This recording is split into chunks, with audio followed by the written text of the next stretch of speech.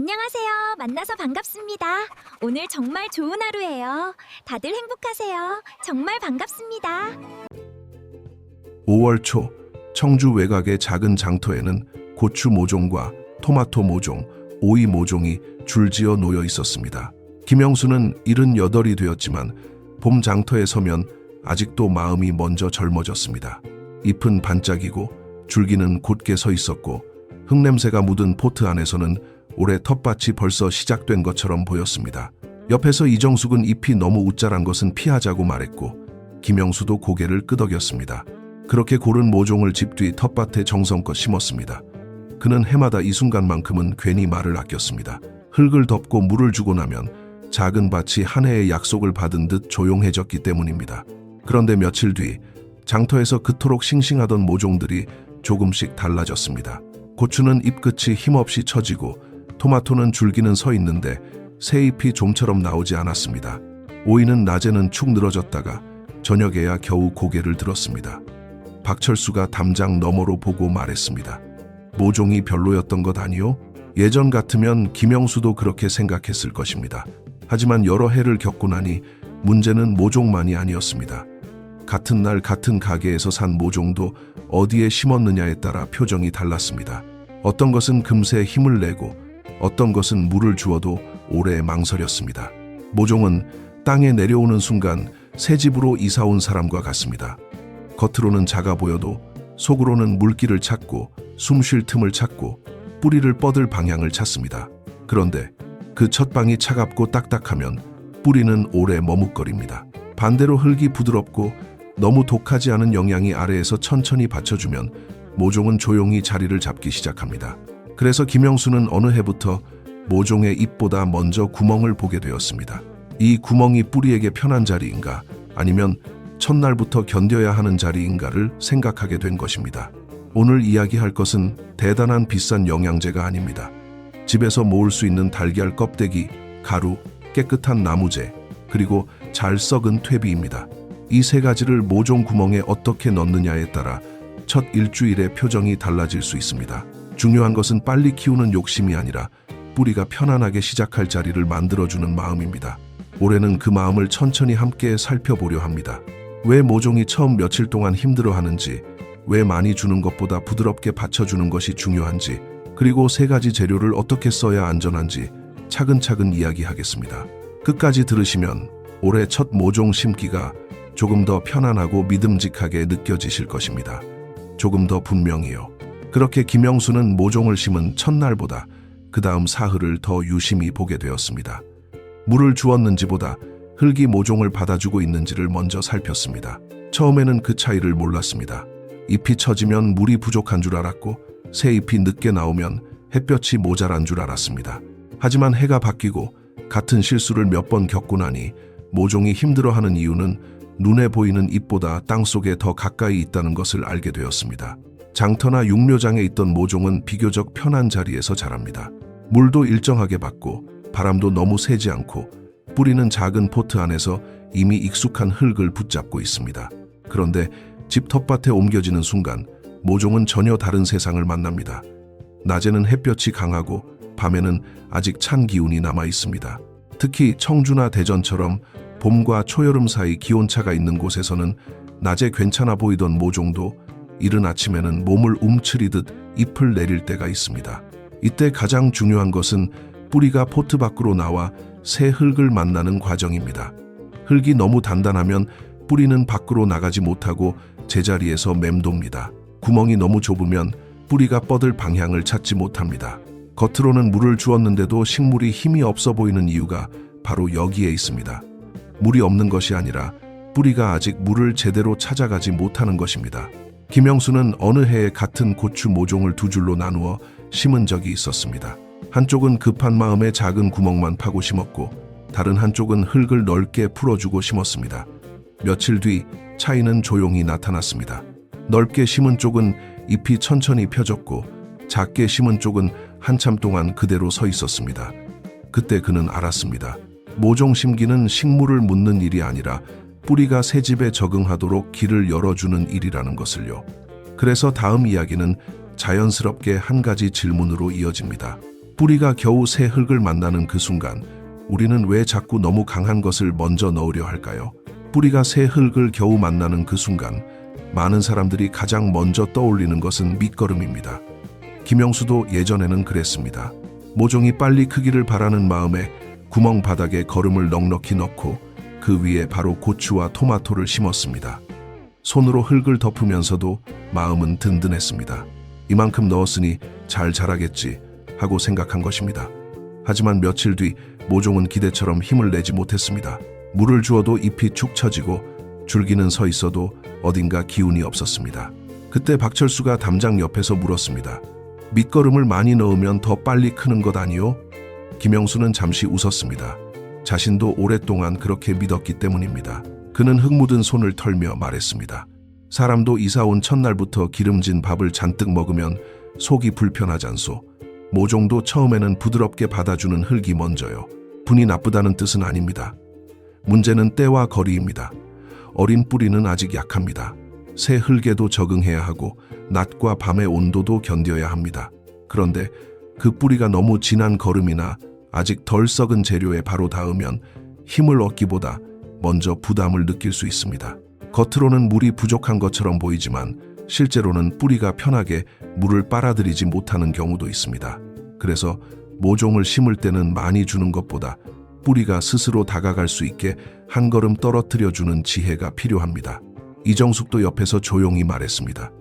아이밥도 처음에는 죽부터 먹이잖아요. 그 말에 김영수는 고개를 끄덕였습니다. 텃밭도 다르지 않았습니다. 처음부터 강하게 밀어붙이는 것보다 흙이 먼저 부드럽게 품어주어야 했습니다. 그래서 그는 구멍 바닥에 재료를 넣더라도 바로 모종을 올리지 않았습니다. 그 위에 흙을 한 겹 덮어 작은 완충 공간을 만들었습니다. 그 얇은 흙 한 겹이 어린 뿌리에게는 큰 차이가 되었습니다. 결국 모종에게 필요한 첫 도움은 강한 자극이 아니라 안정된 시작입니다. 이제 그 시작을 만들어주는 세 가지 재료를 하나씩 살펴보겠습니다. 안정된 시작을 위해 김영수가 먼저 준비한 것은 달걀 껍데기였습니다. 예전에는 그냥 손으로 대충 부수어 밭 한쪽에 뿌렸지만 이제는 그렇게 하지 않았습니다. 달걀 껍데기를 물로 깨끗이 헹구고 햇볕에 바짝 말린 뒤 손절구로 곱게 빻았습니다. 이정숙이 옆에서 보고 말했습니다. 이렇게까지 곱게 해야 해요? 김영수는 웃으며 대답했습니다. 뿌리가 먹기 좋게 하려면 우리도 조금 손을 써야지요. 달걀 껍데기는 한꺼번에 힘을 주는 재료가 아니라 흙 속에서 천천히 풀리며 땅을 받쳐주는 재료였습니다. 두 번째는 깨끗한 나무재였습니다. 여기서 김영수는 늘 조심했습니다. 고기 구운 숯재나 페인트 묻은 나무를 태운 재는 절대 쓰지 않았습니다. 마른 나뭇가지나 깨끗한 낙엽을 태운 재만 아주 조금 남겨두었습니다. 박철수가 그것을 보고 말했습니다. 재도 밭에 넣으면 다 좋은 것이요? 김영수는 고개를 저었습니다. 흙에 들어가는 것은 결국 우리가 먹는 채소로 돌아오니 아무 재나 넣으면 안 돼요. 깨끗한 것만 조금이면 충분하오. 세 번째는 잘 썩은 퇴비였습니다. 색은 짙은 갈색이고 손으로 쥐면 포슬포슬하며 코를 찌르는 냄새가 없어야 했습니다. 이정숙이 퇴비를 만져보고 말했습니다. 이건 거의 흙 같네요. 김영수는 그 말이 맞다고 했습니다. 아직 썩는 중인 것은 모종에게 밥이 아니라 부담이 될 수 있기 때문입니다. 이 세 가지는 대단한 비밀 재료가 아니었습니다. 달걀 껍데기는 버리던 것을 다시 흙으로 돌려주는 것이고 깨끗한 재는 조금만 써서 땅의 균형을 돕는 것이며 잘 썩은 퇴비는 흙이 숨쉬게 해주는 바탕이었습니다. 중요한 것은 많이 넣는 욕심이 아니라 깨끗하게 준비하고 알맞게 섞는 마음이었습니다. 그렇게 준비된 한 줌의 재료는 모종에게 큰 소리를 치지 않고 땅속에서 조용히 힘을 보태주었습니다. 그렇게 준비한 한 줌의 재료는 작물마다 조금씩 다른 방식으로 힘이 되었습니다. 김영수는 먼저 토마토 앞에 섰습니다. 토마토는 겉보기에는 줄기가 곧고 강해 보여도 처음 뿌리가 자리를 잡지 못하면 꽃도 늦고 열매도 불안해집니다.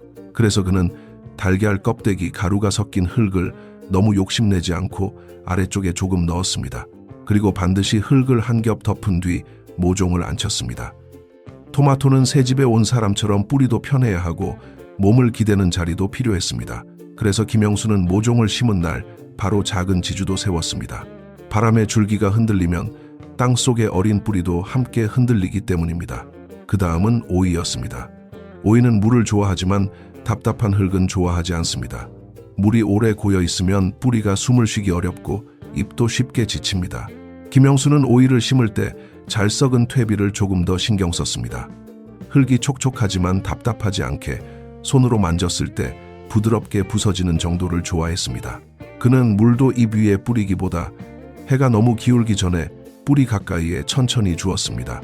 오이는 하루가 다르게 자라기 때문에 처음 자리가 편하면 그 다음부터는 덩굴을 뻗는 힘도 달라졌습니다. 마지막은 고추였습니다. 고추는 한국 텃밭에서 빠질 수 없는 작물이지만 장마가 오면 금세 표정이 달라지는 작물이기도 합니다. 김영수는 고추를 심을 때 깨끗한 나무재를 아주 조금만 썼습니다. 중요한 것은 재를 많이 넣는 것이 아니라 물이 고이지 않는 두둑과 바람이 지나는 간격이었습니다. 비가 온 뒤 흙이 잎에 튀지 않게 하고 아래쪽이 너무 빽빽하지 않게 해주는 것도 잊지 않았습니다. 그는 박철수에게 말했습니다. 좋은 재료도 혼자 일하는 것은 아니오. 흙, 물, 바람이 같이 맞아야 모종이 오래 버티는 법이오. 이렇게 보면 같은 한 줌의 준비라도 토마토, 오이, 고추가 받는 도움은 조금씩 달랐습니다. 결국 모종 구멍은 모든 문제를 대신 해결하는 곳이 아니라 각 작물이 자기 힘을 내기 전에 조용히 등을 받쳐주는 자리였습니다. 토마토와 오이와 고추가 각각 다르게 힘을 얻는다는 것을 알고 나면 이제 중요한 것은 손의 순서입니다. 좋은 재료를 준비해도 순서가 거칠면 모종은 편안하게 받아들이지 못합니다. 김영수는 어느 해부터 모종을 심기 전에 먼저 호미를 내려놓고 흙을 손으로 만져보았습니다. 흙이 덩어리째 굳어 있으면 바로 심지 않았습니다. 손가락으로 부수고 작은 돌을 골라내고 뿌리가 나아갈 길을 먼저 열어주었습니다. 첫 번째는 구멍을 조금 넓게 파는 일입니다. 포트 크기에 딱 맞게 파면 보기에는 깔끔하지만 뿌리에게는 좁은 방이 됩니다. 김영수는 포트보다 한 점 정도 여유가 있게 흙을 풀어주었습니다. 깊이도 너무 얕지 않게 했습니다. 모종이 처음 며칠 동안 흔들리지 않고 앉아 있으려면 아래쪽 흙이 부드럽게 받쳐주어야 했습니다. 두 번째는 준비한 재료를 한 줌만 넣는 일입니다. 달걀, 껍데기, 가루, 깨끗한 나무재, 잘 썩은 퇴비를 섞어 구멍 아래쪽에 살짝 놓았습니다. 여기서 김영수는 늘 욕심을 줄였습니다. 많이 넣는다고 좋은 것이 아니었습니다. 작은 텃밭일수록 한 줌이면 충분하고 화분에서는 그보다 더 적게 쓰는 것이 안전했습니다. 세 번째는 그 위에 흙을 얇게 덮는 일입니다. 그는 이것을 흙이불이라고 불렀습니다. 이 작은 흙이불 하나가 모종의 첫날을 바꿉니다. 뿌리가 재료에 바로 닿아 놀라지 않고 냄새와 습기를 따라 천천히 아래로 내려가게 해주기 때문입니다.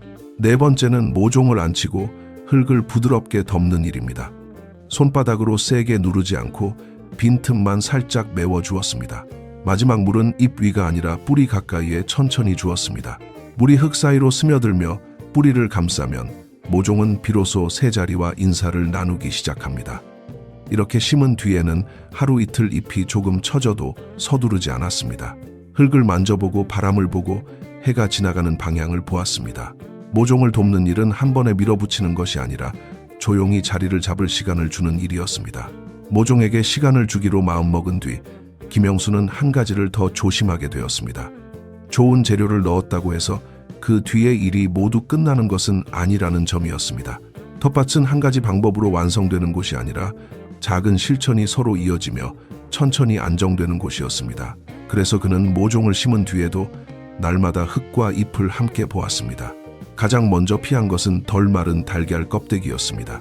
안쪽에 막이 남아있고 습기가 있으면 냄새가 날 수 있어서 그는 반드시 깨끗이 씻고 바짝 말린 뒤 곱게 빻았습니다.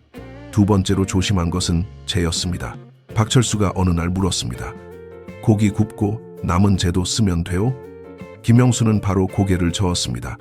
기름기나 낯선 물질이 섞인 것은 밭에 넣지 않는 것이 좋소. 우리가 먹을 채소가 자라는 흙이니 깨끗한 재만 조금 쓰는 것이 맞소. 퇴비도 마찬가지였습니다. 아직 뜨겁거나 냄새가 강한 퇴비는 모종에게 부담이 될 수 있었습니다. 김영수는 손으로 만졌을 때 포슬포슬하고 흙냄새에 가까운 것만 골랐습니다.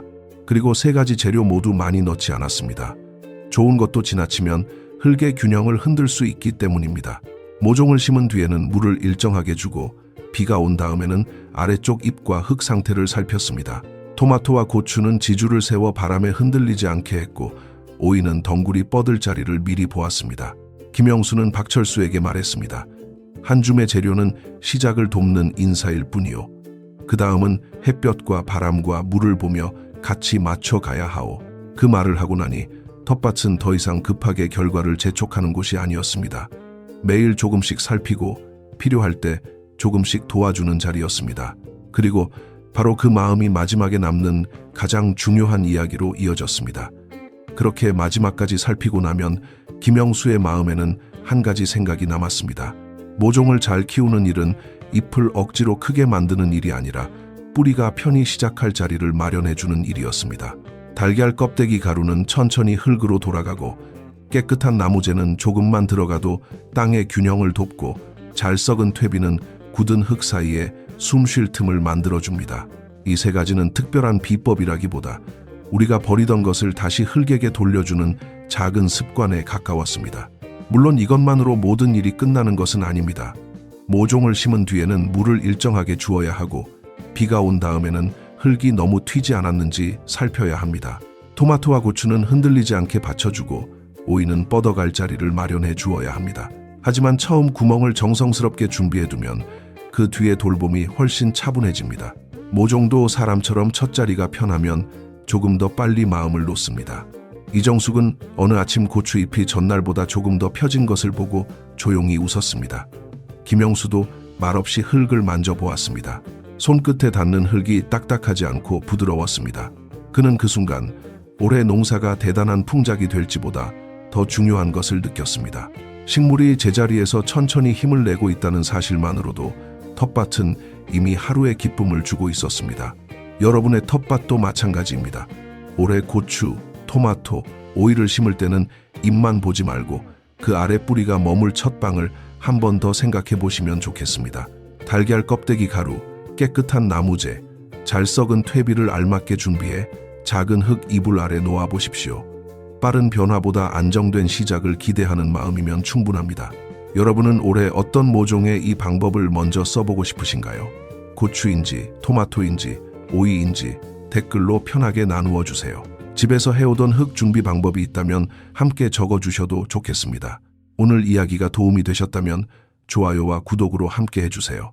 다음에도 우리 텃밭이 조금 더 편안해지는 이야기를 가지고 찾아오겠습니다.